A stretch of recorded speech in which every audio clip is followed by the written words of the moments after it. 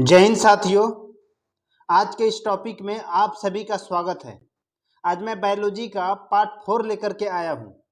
साथियों, मैं आपको बताना चाहूँगा, जिन्होंने भी पार्ट 3, 2, 1 को नहीं देखा है, कृपया करके एक बार उनको देख लीजिएगा ताकि आपको पार्ट 4 और अच्छे से समझ में आए। मैं आपको बताना चाहता हूँ कि हर एक पार्ट के अंत में हम प्रीवियस ईयर्स क्वेश्चन पे भी चर्चा करते हैं, तो लास्ट वाले चीज़ों को देखना बिल्कुल ना भूलें, क्योंकि वो इतना इम्पोर्टेंट चीज़ होता है कि आप सोच भी नहीं सकते हैं। वो इसलिए क्योंकि वो आपके एग्जाम के पॉइंट ऑफ व्यू से बहुत ही इम्पोर्टेंट होता है। अब सोच रहेंगे कि कैसे? देखिए, हम जो आपको बताते हैं वो एक भी फालतू क्वेश्चन नहीं रहता है, वो सभी इम्पोर्टेंट क्वेश्चन रहता है। और इम्पोर्टेंट क्वेश्चन से इम्पोर्टेंट क्वेश्चन निकालना, सोचिए और कितना इम्पोर्टेंट आता होगा। इसीलिए आपसे रिक्वेस्ट है कि लास्ट में जो प्रीवियस ईयर्स पे हम चर्चा करते हैं उसको आप जरूर देखें, उसको जरूर आप लगाएं और देखिए कि कितना आपका सही होता है। यदि 40 क्वेश्चन है तो उस 40 क्वेश्चन में देखिए कि आपका कितना सही हो रहा है। और वो 40 क्वेश्चन वही सब रहेगा जो हम अभी बताएंगे, ठीक है। और इसके पिछले वाले वीडियो से भी एक दो क्वेश्चन रह सकता है, तो पिछले वाले वीडियो को भी देखना है। और अभी अगर जैसे इस पार्ट को देख रहे हैं तो इसको और अच्छे से देखना है ताकि आपका और अच्छे से क्लियर हो जाए, ठीक है। तो चलिए स्टार्ट करते हैं। देखिए, इसके पिछले वाले पार्ट में अर्थात पार्ट 3 में हमने तना जड़ पत्तियां से कुछ क्वेश्चन को छोड़ दिया था, वो छूट गया था। जो छूट गया था उससे संबंधित जो क्वेश्चन अभी बन रहे हैं उनको देख लेते हैं, उसके बाद हम आगे बढ़ेंगे, ठीक है। तो देखिए, सबसे पहले मैं आपको बताना चाहता हूं, कह रहा है कि वाष्पोत्सर्जन में सहायक होता है, अर्थात वाष्प के उत्सर्जन में पौधे का कौन सा ऐसा चीज है, पौधे के पत्तियों में क्या ऐसी चीजें हैं जो कि वाष्प के उत्सर्जन में सहायक होते हैं। तो याद रखिएगा, वाष्प के उत्सर्जन में पौधे के पत्तियों में छोटे छोटे छिद्र पाए जाते हैं, उस छिद्र को रंध्र कहते हैं हिंदी में, और उसी रंध्र को एस्टोमेटा कहते हैं। वही एस्टोमेटा जो है वाष्प के उत्सर्जन में सहायक होता है। तो इन चीजों को याद रखिएगा, ठीक है। और ये जो रंध्र होते हैं अर्थात छिद्र होते हैं, प्रकाश संश्लेषण के दौरान उन्हीं रंध्र अर्थात छिद्र से कार्बन डाइऑक्साइड को पौधे ग्रहण करते हैं और ऑक्सीजन जो है उन्हीं रंध्र के माध्यम से बाहर निकलते हैं। तो इन चीजों को आप याद रखिएगा, ठीक है। क्लियर है? चलिए देखिए, यहाँ पे धो लिखा गया है, पौधे होंगे, ठीक है। पौधे की पत्तियों का रंग हरा होता है, किसके कारण? देखिए, आपको मैंने बताया है कि पादपों में लवक पाया जाता है। लवक केवल पादप में पाया जाता है। लवक 3 प्रकार के होते हैं, हरित लवक, अवर्णी लवक, वर्णी लवक। जिसमें हरित लवक जो होते हैं वो हरे रंग के होते हैं। क्यों? क्योंकि उसके अंदर एक हरे रंग के पदार्थ पाए जाते हैं जिसको इंग्लिश में क्लोरोफिल या हिंदी में पर्णहरित कहते हैं। उन्हीं के कारण पौधे के पत्तियों का रंग हरा होता है।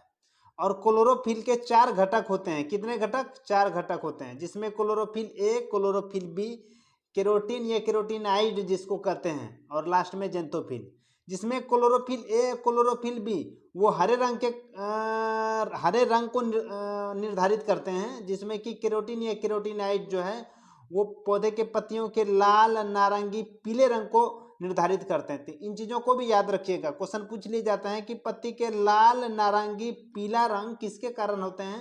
तो केरोटिनाइड या केरोटीन के कारण होते हैं। और हरा रंग पूछेंगे तो क्या किसके कारण होंगे? तो क्लोरोफिल के कारण, ठीक है। और क्लोरोफिल के केंद्र में पूछ लिया जाए कि किनके एक परमाणु होते हैं, तो याद रखिएगा क्लोरोफिल के केंद्र में मैग्नीशियम के एक परमाणु होते हैं। किसके परमाणु होते हैं? मैग्नीशियम के एक परमाणु होते हैं, ठीक है। अगला है, कह रहा है कि पत्तियों का मुख्य कार्य क्या है। देखिए भैया, पत्तियों का जो मुख्य काम होता है वो प्रकाश संश्लेषण के दौरान भोजन बनाना होता है। याद रखिएगा, पत्ती का मुख्य काम होता है प्रकाश संश्लेषण के दौरान भोजन बनाना, ठीक है। चलिए आगे बढ़ते हैं। आगे हम बात करते हैं फल की। देखिए, फल की अगर मैं बात करूं, इनको ध्यान से सुनिएगा। फलों का जो अध्ययन होता है वो पोमोलॉजी कहलाता है। क्या होता है? पोमोलॉजी, यानी फलों का अध्ययन पोमोलॉजी कहलाता है। फल जो बनता है ना वो निषेचन के बाद अंडाशय से बनता है। याद रखिएगा, निषेचन होगा तो वो निषेचन के बाद अंडाशय से फल का निर्माण होता है, ठीक है। और बीज किससे बनता है? तो वो भी निषेचन के बाद बीजांडसन से। इसको याद रखने का एक ही चीज है, बो से बीज, बो से बीजांडसन। यानी बीज जो बनता है वो निषेचन के बाद कहाँ से बनता है? बीजांडसन से बनता है, ठीक है। अब निषेचन की खोज जो सर्वप्रथम किया था वो स्ट्रासबर्गर ने किया था। किसने किया था? स्ट्रासबर्गर ने। इन चीजों को भी याद रखिएगा, बहुत इंपॉर्टेंट क्वेश्चन है, वीवीआई क्वेश्चन है, ठीक है। बहुत बार पूछा गया है। निषेचन अर्थात फर्टिलाइजेशन की खोज सर्वप्रथम किसने किया था? स्टार्न्सबर्गर ने किया था। देखिए, मेल और फीमेल गेमीट जब आपस में संयोग करते हैं, अर्थात नर और मादा जब आपस में संयोग करते हैं, तो उस क्रिया को निषेचन या फर्टिलाइजेशन कहा जाता है। याद रखिएगा, निषेचन किसे कहते हैं? मेल और फीमेल गेमीट के संयोग को ही निषेचन कहते हैं, या नर या मादा में जब आपस में संयोग करते हैं तो उनको निषेचन कहते हैं। क्लियर है? अगला है, कह रहा है कि सबसे बड़ा बीजांड। याद रखिएगा, सबसे बड़ा बीजांड या सबसे बड़ा नर युग्मक, याद रखिएगा, सबसे बड़ा बीजांड या सबसे बड़ा नर युग्मक कौन है? अगर ऐसा पूछा जाए पादप जगत में, जवाब दीजिएगा साइकस। पूरे पादप जगत में सबसे बड़ा बीजांड या सबसे बड़ा नर युग्मक जो है वो साइकस का है। ठीक है, जीवित जीवाश्म भी साइकस है। जीवित जीवाश्म के अंतर्गत साइकस आते हैं, जिंगो बाइलोबा आते हैं, मेटासिकोया आते हैं। याद रखिएगा, जीवित जीवाश्म के अंतर्गत साइकस तो आते ही हैं, जिंगो बाइलोबा भी आते हैं और मेटासिकोया आते हैं। ठीक है, और एक चीज याद रखना है, ये जो साइकस हैं, साइकस के तने से मांड निकाल के जो है ना खाने वाले पदार्थ साबूदाना बनाया जाता है। आपने साबूदाना का नाम सुना होगा कि साबूदाना खा रहे हैं, साबूदाना खा रहे हैं। ठीक है, तो वो जो साबूदाना बनाया जाता है यही साइकस के तने से मांड निकाल करके, इसीलिए साइकस को सागोपाम के नाम से भी जाना जाता है। इनको भी याद रखिएगा। अगला कह रहा है कि जिस फल को बनने में पुष्प का केवल अंडाशय ही भाग लेता है, याद रखिएगा, पुष्प का केवल अंडाशय ही अगर भाग ले, याद रखना है, जिस फल को बनने में केवल पुष्प का अंडाशय ही भाग लेता है वह फल क्या कहलाता है? तो वह सत्य कहलाता है, सत्य फल। और अंडाशय के अलावा अगर पूछा जाए, अंडाशय के अलावा बाह्य दलपुंज पुष्पासन आदि अगर भाग लेते हैं तो वो फल क्या कहलाएगा? तो वो असत्य फल कहलाएगा। ठीक है, असत्य फल, याद रखिएगा। ठीक है, हालांकि आगे वो भी आएंगे, उस पर भी चर्चा करेंगे। देखिए आ ही गया। कह रहा है कि जिस फल को बनने में अंडाशय के अतिरिक्त पुष्प के अन्य भाग अर्थात पुष्पासन, बाह्य दलपुंज इत्यादि भाग लेते हैं वो क्या कहलाते हैं? तो वो असत्य फल कहलाते हैं। अब सत्य फल और सत्य फल के कुछ उदाहरण भी देख लेते हैं। देखिए, सत्य फल के जो उदाहरण है वो मटर और आम है, और भी हैं। ठीक है, याद रखिएगा, सत्य फल के उदाहरण कौन कौन है? मटर है, आम है। और असत्य फल की अगर बात कहा जाए, ये तीन को आप जरूर याद रखिएगा। अधिकतर ये सेब और कटहल, नाशपाती पूछा जाता है। असत्य फल का उदाहरण कौन सा है? तो ये सेब, नाशपाती और कटहल। ठीक है, सेब, नाशपाती, कटहल। ठीक है, ये जो सेरोसिस फल है, सेरोसिस फल को संग्रांथित फल भी कहा जाता है। याद रखिएगा, सेरोसिस फल को संग्रांथित फल के नाम से भी जाना जाता है। इस फल के उदाहरण में कौन कौन आएंगे? तो सहतूत आ जाएंगे, अनानास आ जाएंगे, कटहल आ जाएंगे। याद रखिएगा, सहतूत, अनानास, कटहल। यदि पुंज फल की श्रेणी में पूछा जाए, निर्माण की दृष्टि से देखिए, फल को तीन भागों में बांटा गया, एक सरल फल, एक पुंज फल, सेरोसिस या संग्रांथित फल। ठीक है, पुंज फल कहा जाए तो उसमें स्ट्रॉबेरी, रसभरी आते हैं। संग्रांथित फल कहा जाए तो सहतूत, अनानास, कटहल आ जाएंगे। ठीक है, तो इन चीजों को याद रखना है। अगला है, कह रहा है कि आम, इमली, याद रखिए, आम, इमली, पपीता, बैर का कौन सा भाग खाते हैं भाई? तो देखिए, आम का कौन सा भाग खाते हैं? आम का ऊपर वाला छिलका छोड़ देते हैं, गुठली भी छोड़ देते हैं, तो मध्य वाला चीज में खाते हैं, तो मध्य फल वित्ती हो गया। इमली का भी वही खाते हैं, मध्य वाला खाते हैं जी। पपीता का भी वही खाते हैं, क्या पपीता का बिच्चा नहीं है ना खाते हैं? नहीं, पपीता का छिलका भी छिलिए देते हैं, तो हो गया मध्य फल वित्ती। ठीक उसी तरह जो है, आम, इमली, पपीता, बैर इत्यादि का खाने योग्य भाग कौन सा होगा? तो मध्य फल वित्ती। इन चीजों को याद रखिएगा। अब देखिए, अमरूद, अंगूर, शरीफा, टमाटर के खाने योग्य भाग, आप ही बताइए।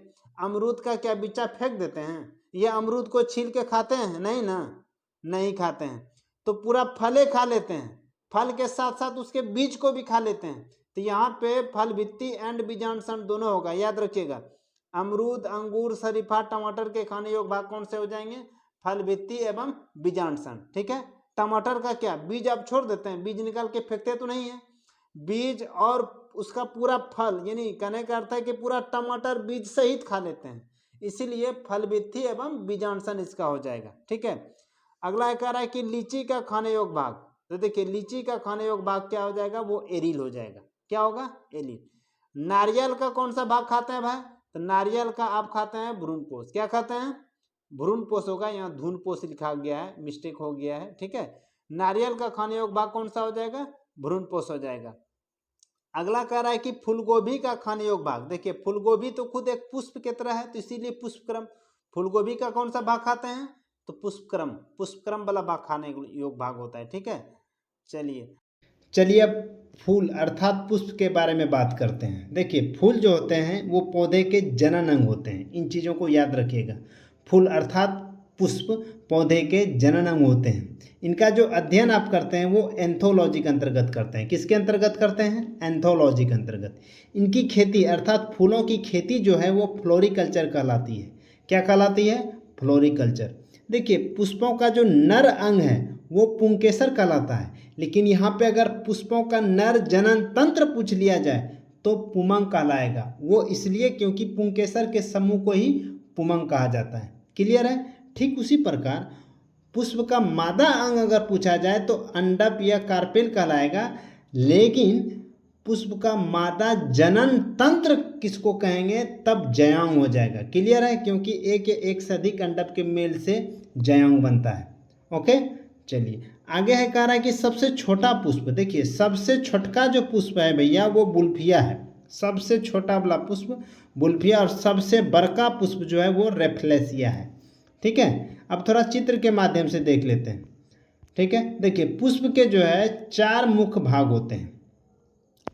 एक बाह्य दलपुंज, फिर दलपुंज, पुमंग और जयांग। अब इन्हीं चारों के बारे में एक बार आपको बढ़िया से हम डिटेल्स में बता देते हैं।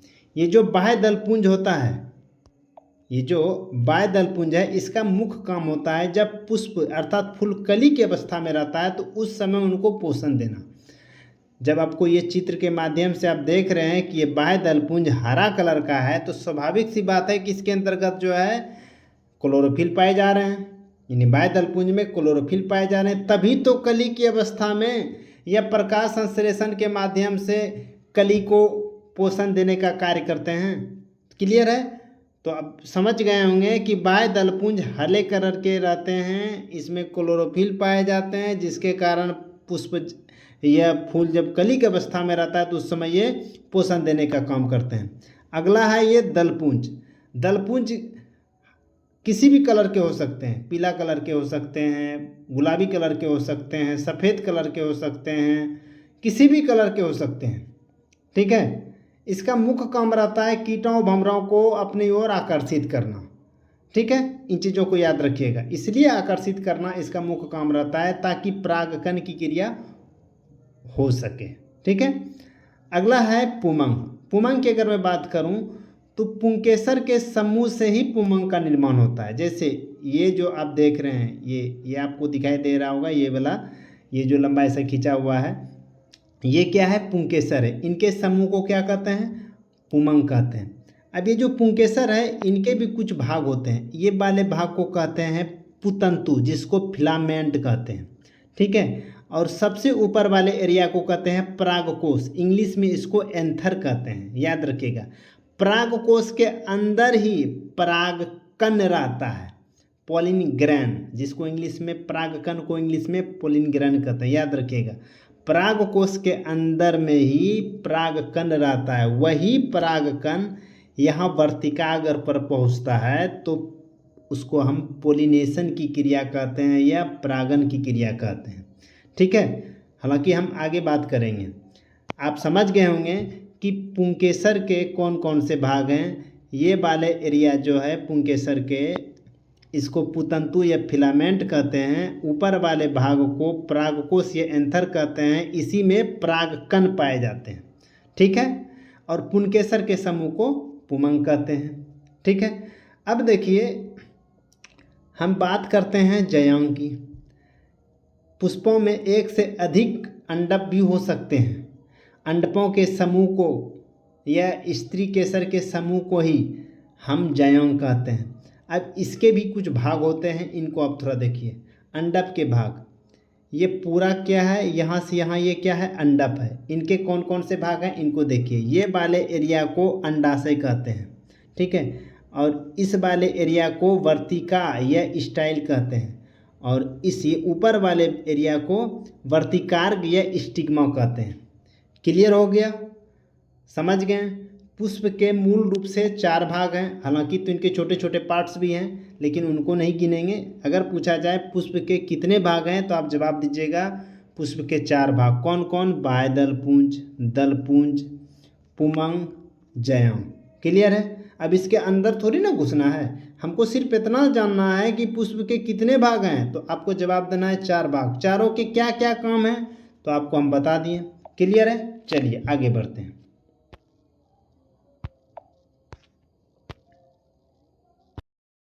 चलिए अब बात करते हैं पादप उत्तक की। देखिए पादप उत्तक की अगर मैं बात करूं तो कोशिकाओं का समूह जिसकी उत्पत्ति, संरचना, कार्य समान होती है वही उत्तक कहलाती है। याद रखिएगा, कहेगा उत्तक किसे कहेंगे तो आप जवाब दीजिएगा कोशिकाओं का समूह जिसकी उत्पत्ति, संरचना, कार्य समान हो उन्हें हम क्या कहेंगे? उत्तक कहेंगे। देखिए उत्तक शब्द का प्रयोग सर्वप्रथम विचट ने किया था। किसने किया था? विचट ने। कहेगा उत्तक शब्द का प्रयोग सर्वप्रथम किसने किया था? जवाब दीजिएगा विचट। इनका जो निर्माण होता है शरीर में वो प्रोटीन से होता है। याद रखिएगा शरीर में उत्तकों का निर्माण कैसे होगा भैया? तो वो प्रोटीन से होगा। जाइलम और फ्लोएम एक प्रकार का संवहनीय उत्तक है और दोनों का कार्य अलग अलग है। याद रखिएगा, है दोनों संवहनीय उत्तक लेकिन दोनों का कार्य अलग अलग है।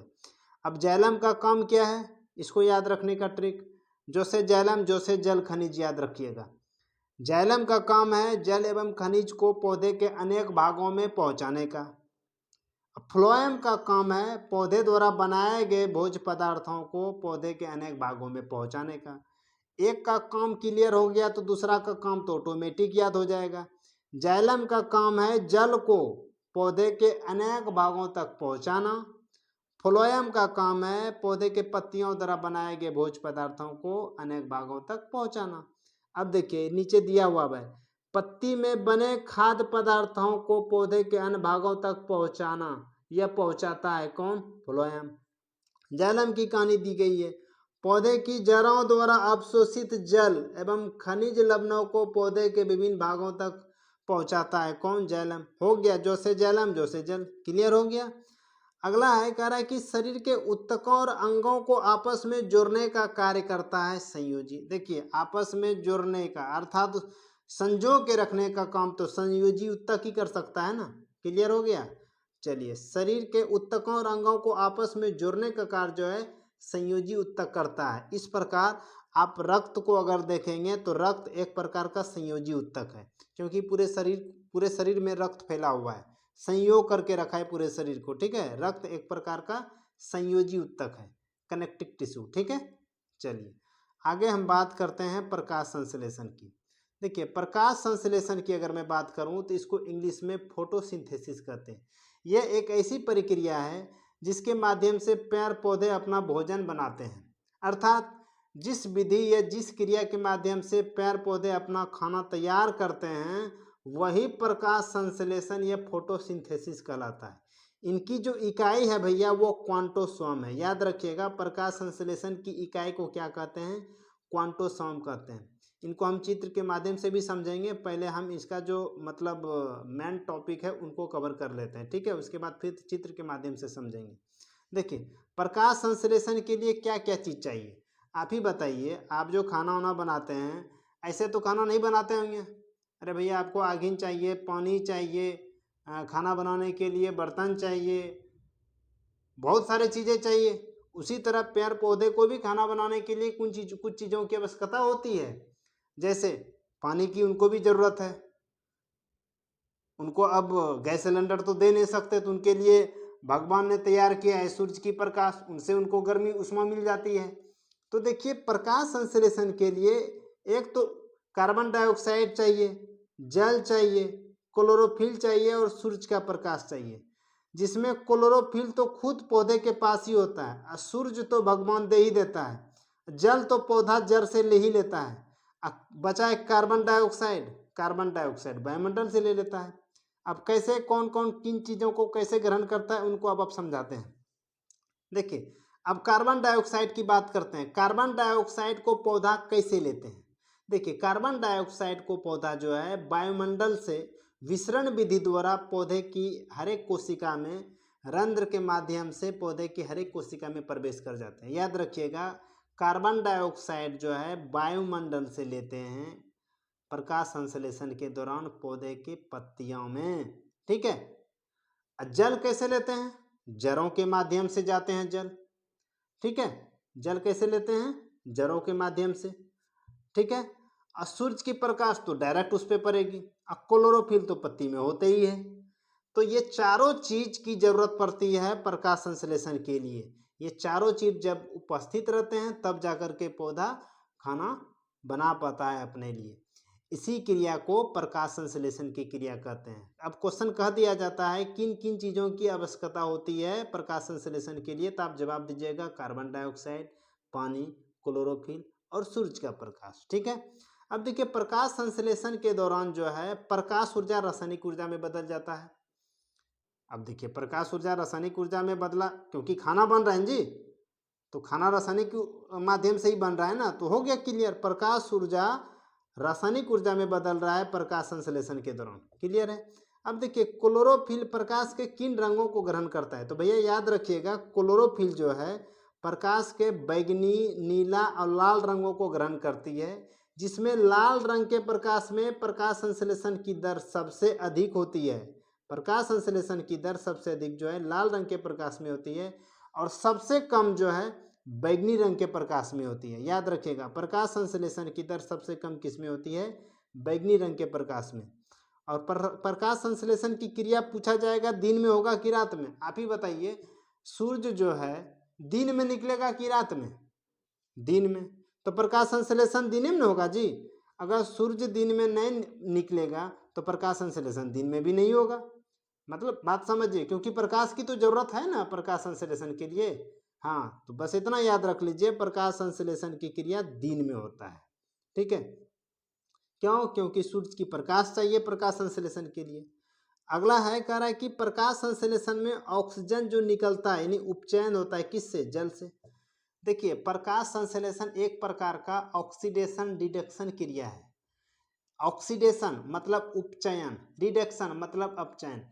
प्रकाश संश्लेषण इसलिए उपचयन है क्योंकि जल का उपचयन होता है अर्थात ऑक्सीडेशन होता है, तब जाकर के जल ऑक्सीजन में कन्वर्ट हो जाता है, और कार्बन डाइऑक्साइड का अपचयन अर्थात रिडक्शन होता है, और वो कार्बन डाइऑक्साइड ग्लूकोज में कन्वर्ट होता है। इसी कारणवश जो है प्रकाश संश्लेषण को ऑक्सीडेशन एवं रिडक्शन क्रिया के तौर पे भी जाना जाता है, अर्थात उपचयन और अपचयन क्रिया के नाम से भी इनको जाना जाता है, क्योंकि जल का उपचयन होता है और कार्बन डाइऑक्साइड का अपचयन होता है। तो आपको क्लियर हो गया होगा। अगला है कह रहा है कि जल के अपघटन के लिए ऊर्जा मिलती है किससे? प्रकाश से। जल का जो अपघटन होगा उसके लिए ऊर्जा कहाँ से मिलेगा? प्रकाश से मिलेगा, सूरज के प्रकाश से। अब कह रहा है कि प्रकाश संश्लेषण का प्रथम स्थिर यौगिक कौन सा है? तो देखिए फास्फोग्लिसरेरिक अम्ल है, ठीक है, फास्फोग्लिसरेरिक अम्ल, क्लियर है। अब देखिए वायुमंडल में ऑक्सीजन की मात्रा संतुलित होती है। वायुमंडल में ऑक्सीजन की जो मात्रा है वो संतुलित होती है, कैसे हो? अरे भैया सिंपल सी बात है, प्रकाश संश्लेषण होगा तभी ना ऑक्सीजन बाहर निकलेगा। आपको पता ही है प्रकाश संश्लेषण के दौरान पौधा ऑक्सीजन को छोड़ता है और कार्बन डाइऑक्साइड को ग्रहण करता है। आप चित्र में भी देख रहे होंगे, ऑक्सीजन को छोड़ेगा, कार्बन डाइऑक्साइड को ग्रहण करेगा, क्लियर है। अब देखिए जैविक ऊर्जा का जो अंतिम स्रोत है वो सूर्य की किरण है अर्थात सौर किरण है, ठीक है। जैविक ऊर्जा का अंतिम स्रोत क्या है? सौर किरण अर्थात सूर्य की किरण है, क्लियर है। चलिए आगे हम बात करते हैं हार्मोन्स की। देखिए हार्मोन्स की अगर मैं बात करूं यानी पादप हार्मोन्स की अगर मैं बात करूं तो कुछ प्रमुख पादप हार्मोन्स हैं, जैसे ऑक्सिन्स, जिब्रेलिन्स, एथिलीन्स, फ्लोरिजेंस, साइटोकाइनिन। इनमें कुछ पौधे की वृद्धि को रोकने का भी काम करते हैं और कुछ पौधे की वृद्धि को और बढ़ा देते हैं। अर्थात इसको ऐसे समझिए, कुछ पौधे की लंबाई को बढ़ाते हैं तो कुछ लंबाई को घटाते हैं।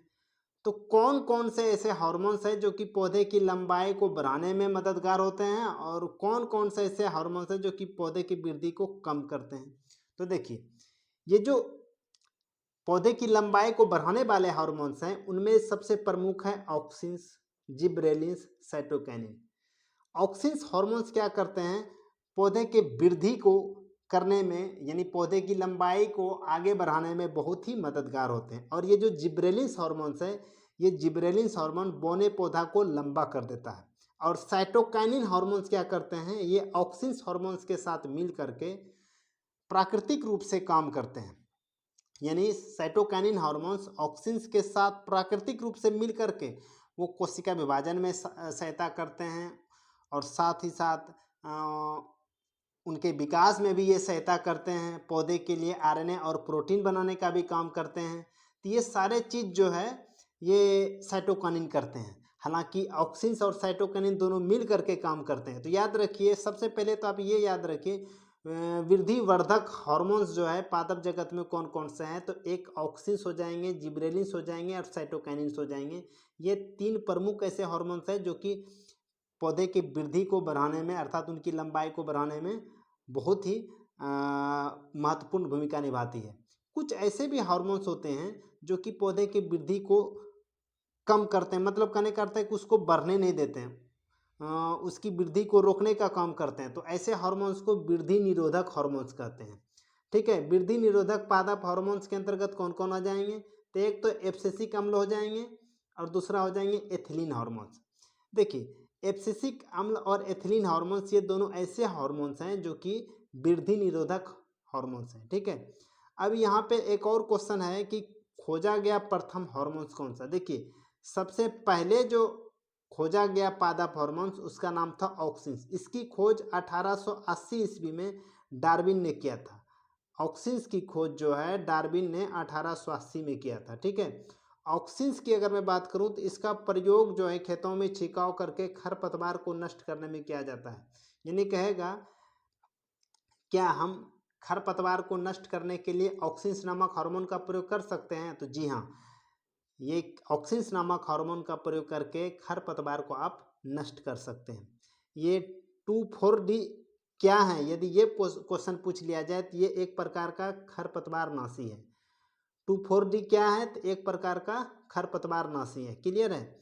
अब कहेगा गैसीय रूप में पाए जाने वाला एकमात्र हार्मोन कौन सी है, तो देखिए एथिलीन है। एथिलीन एक ऐसा हार्मोन है जो कि गैसीय रूप में पाए जाने वाला एकमात्र हार्मोन है। इनकी खोज 1962 ईस्वी में, इनकी खोज 1962 में बर्न नामक वैज्ञानिक ने किया था। किसने किया था, बर्न ने। याद रखिएगा, फलों को प्राकृतिक रूप से पकाने में यही एथिलीन मददगार होते हैं। लेकिन यहीं पे कह दिया जाए कृत्रिम ढंग से अगर पकाना हो तब किस हार्मोन्स का प्रयोग करेंगे, किस गैस का प्रयोग करेंगे, हार्मोन्स ने किस गैस का प्रयोग करेंगे, तब एसिटिलीन हो जाएगा। याद रखिएगा, ये एक ऐसा हार्मोन्स है एथिलीन जो कि गैसीय रूप में प्रयोग मतलब गैसीय रूप में होता है। कहेगा गैसीय रूप में पाए जाने वाला एकमात्र हार्मोन्स कौन सा है, तो एथिलीन है। फलों को अगर प्राकृतिक ढंग से पकाना हो, प्राकृतिक ढंग का अर्थ ये हुआ कि वृक्ष में लगा हुआ है और वो फल पक गया है तो वो एथिलीन के कारण पक रहा है। और कच्चा फल को तोड़ के अगर पकाना चाह रहे हैं तो फिर उसके लिए एसिटिलीन गैस की जरूरत पड़ेगी। ठीक है, तो याद रखिएगा फलों को पकाने में एथिलीन सहायक होते हैं जो कि एक प्रकार का गैसीय रूप में पाए जाने वाले हार्मोन्स हैं। इनकी खोज 1962 में बर्न ने किया था। देखिए, पुष्पों की वृद्धि में सहायक होता है, पुष्पों की वृद्धि, पुष्पों की संख्या, पुष्पों की संख्या की वृद्धि में सहायक होता है एथिलीन। याद रखिएगा, पुष्पों की संख्या की वृद्धि में सहायक पूछा जाएगा कौन सा हार्मोन्स होगा, तो वो एथिलीन हो जाएगा। याद रखना है आपको।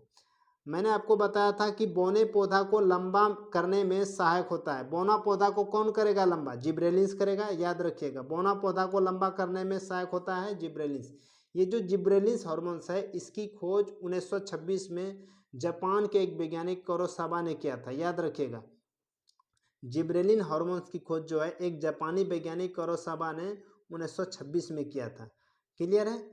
अब देखिए, कोशिका विभाजन की दर को बढ़ाने और विकास में सहायता करने वाले हार्मोन्स कौन से हैं, साइटोकाइनिन। मैंने आपको बताया था साइटोकाइनिन एक ऐसे हार्मोन है जो कि पौधे की कोशिका विभाजन की दर को बढ़ाते हैं और उनके विकास में भी सहायक होते हैं और ऑक्सिन्स हार्मोन के साथ प्राकृतिक रूप से मिलकर काम करते हैं। ये पौधे के लिए आरएनए और प्रोटीन भी बनाने का काम करते हैं, आरएनए प्लस प्रोटीन। ठीक है, याद रखिएगा। साइटोकाइनिन पौधे के लिए आरएनए और प्रोटीन बनाने का काम करते हैं, कोशिका विभाजन की दर को बढ़ाते हैं, विकास में सहायता करते हैं। साइटोकाइनिन की खोज जो है 1955 में, 51 नहीं 55 याद रखिएगा, 1955 में मिलर ने किया था और इसका नामांकन लिथाम ने कर दिया था, ये भी याद रखिएगा। फूल खिलने वाला हार्मोन्स कौन सा हो जाएगा, तो याद रखिएगा फूल खिलने वाला हार्मोन्स फ्लोरिजेंस होता है जो कि पौधे के पत्तियों में बनता है। याद रखिएगा फूल खिलने वाला हार्मोन्स फ्लोरिजेंस जो कि पौधे के पत्तियों में बनता है। ट्रॉमेटिन एक ऐसा हार्मोन्स है जो कि डाइकार्बोक्सिलिक अम्ल के नाम से जाना जाता है। याद रखिएगा ट्रॉमेटिन हार्मोन्स डाइकार्बोक्सिलिक अम्ल के नाम से जाना जाता है, जो कि घायल कोशिका में ये बनता है, पौधे के जख्मों को भरने का काम करता है। याद रखिएगा ट्रॉमेटिन एक ऐसा हार्मोन है जो कि डाइकार्बोक्सिलिक अम्ल के नाम से जाना जाता है। इनका निर्माण घायल कोशिका में होता है और पौधे के जख्मों को भरने का काम करता है। क्लियर है? चलिए अब हम पादप रोगों के बारे में बात करेंगे। चलिए अब हम पादप रोग के बारे में देखते हैं। देखिए जो ज़्यादा इम्पोर्टेंट होगा उस पर विशेष रूप से ध्यान देंगे, जो ज़्यादा इम्पोर्टेंट नहीं होगा उस पर थोड़ा कम ध्यान देंगे, क्योंकि बीमारी बहुत है। उनमें जो ज़्यादा इम्पोर्टेंट वाला बीमारी है जो आपके एग्जाम में कई बार पूछा गया है, उन पे थोड़ा ज़्यादा फोकस करना चाहिए और आपको भी उन पर थोड़ा ज़्यादा फोकस करके याद करना चाहिए। ठीक है, जैसे कि मैं ये तंबाकू के मोज़ेक रोग की बात करता हूँ, ये बहुत ही इंपॉर्टेंट क्वेश्चन है। अब देखिए तंबाकू का जो मोज़ेक रोग है ये वायरस जनित अर्थात विषाणु जनित रोग है। इस बीमारी को होने का सबसे मुख्य कारण है टोबैको मोज़ेक वायरस, TMV। याद रखिएगा tobacco mosaic virus. Tobacco mosaic virus के कारण तंबाकू में मोज़ेक रोग होता है। इस बीमारी में तंबाकू का पत्ता सिकुड़ जाता है और छोटा हो जाता है। इससे निपटने के लिए एक ही उपाय करना होगा कि पौधे को काट करके जला दीजिए, टोबैको मोज़ेक वायरस से आप बच जाइएगा। अगला है कि आलू का सैथिल रोग। देखिए आलू के सैथिल रोग को रिंग रोग के नाम से भी जाना जाता है। याद रखिएगा आलू के सैथिल रोग को रिंग रोग के नाम से भी जाना जाता है। इसलिए रिंग रोग के नाम से जाना जाता है क्योंकि आलू के बीच में जो जाइलम उत्तक होता है, जाइलम उत्तक पर भूरा रंग का रिंग चढ़ जाता है। याद रखिएगा किस रंग का चढ़ जाता है, भूरा रंग का रिंग चढ़ जाता है। ये गुलाबी हम डाल दिए, हमको भूरा डालना था, अब भूरा ले लीजिए कोई भी तरह का। ठीक है, ऐसे याद रख लीजिए आलू के जाइलम उत्तक पर भूरा रंग का जो है रिंग आ जाता है। उसी रिंग आने के कारण आलू के सैथिल बीमारी को रिंग रोग के नाम से भी जाना जाता है, जो कि एक जीवाणु के कारण होता है। ठीक है, और उस जीवाणु का नाम अगर पूछ लिया जाए तो जीवाणु का नाम स्यूडोमोनास सोलेनेसियरम होता है। ठीक है, याद रखिएगा आलू का सैथिल रोग किसके कारण होता है, जीवाणु के कारण। जीवाणु का नाम क्या है, स्यूडोमोनास सोलेनेसियरम। हालांकि उतना पूछेगा नहीं, डायरेक्ट पूछेगा कि जीवाणु के कारण होता है या विषाणु के कारण। तो याद रखिए आलू का सैथिल रोग जीवाणु के कारण होता है। ठीक है, अगला बात करते हैं।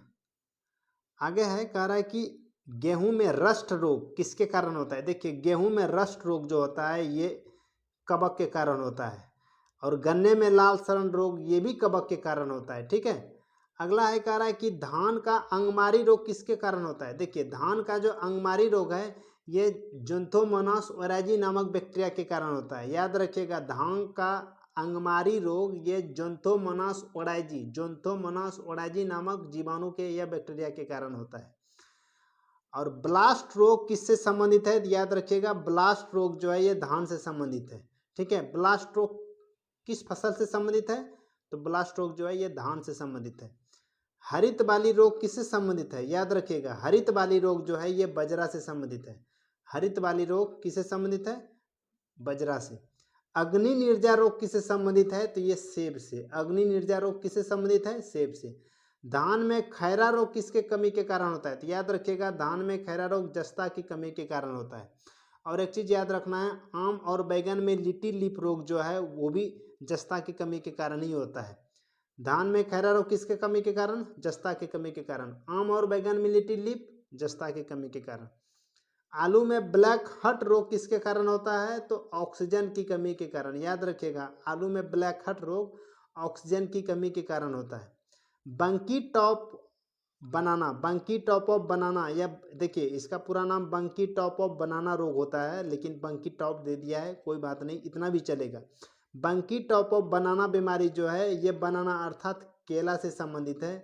यह बीमारी होने का सबसे मुख्य कारण होता है बंकी बनाना वायरस 1। याद रखिएगा, बंकी टॉप ऑफ बनाना, ये जो बीमारी है केला अर्थात बनाना से संबंधित है। अब उसी के नाम से उस वायरस का नाम भी है बनाना वायरस 1। बनाना वायरस 1 याद रखिएगा, बनाना वायरस 1। बनाना वायरस 1 के कारण बंकी टॉप ऑफ बनाना रोग केला में होता है। इस बीमारी में क्या होता है, केला का जो मतलब वृक्ष होता है वो छोटा हो जाता है, मतलब बढ़ता नहीं है, नाटेपन का शिकार हो जाता है और उनकी पत्तियां जो है गुलाबत हो जाती है। जिस तरह गुलाब की पत्तियां आपस में से सिकुड़ी हुई नहीं रहती है, वैसे ही हो जाती है। ठीक है, चलिए अगला बात करते हैं टिक्का रोग की। देखिए टिक्का रोग जो है मूंगफली से संबंधित है। टिक्का रोग किससे संबंधित है, मूंगफली से संबंधित है, याद रखिएगा, बहुत इंपॉर्टेंट क्वेश्चन है। और ये मटर में मार्स रोग जो है मैग्नीज की कमी के कारण होता है। मटर में मार्स रोग किसकी कमी के कारण, मैग्नीज की कमी के कारण, याद रखिएगा। नींबू में डायबैक एवं लिटिल लिप जो है ये तंबा यानी कॉपर की कमी के कारण होता है भैया, याद रखिएगा। नींबू में डायबैक या लिटिल लिप रोग जो है ये तंबा अर्थात कॉपर की कमी के कारण होता है। अगला मैंने आपको बताया था आम और बैगन में लिटिल लिप रोग किसके कारण, जस्ता की कमी के कारण। देखिए धान में खैरा रोग जस्ता की कमी के कारण, आम और बैगन में लिटिल लिप बीमारी किसके कारण, जस्ता की कमी के कारण। तो इन चीज़ों को याद रखिएगा, ठीक है। फूलगोभी में ब्राउनिंग एवं आंवले में निक्रोसिन रोग जो है ये ब्राउन के कारण होता है, ब्राउन की कमी के कारण, याद रखिएगा। फूलगोभी में ब्राउनिंग एवं आंवले में निक्रोसिन रोग किसके कमी के कारण होता है, तो ब्राउन की कमी के कारण होता है। क्लियर है। चलिए अब वनस्पति शास्त्र से संबंधित महत्वपूर्ण तथ्य जो है उसको देख लेते हैं। देखिए बोटनी का जो हमने चैप्टर स्टार्ट किया था वो भी खत्म कर दिए हैं।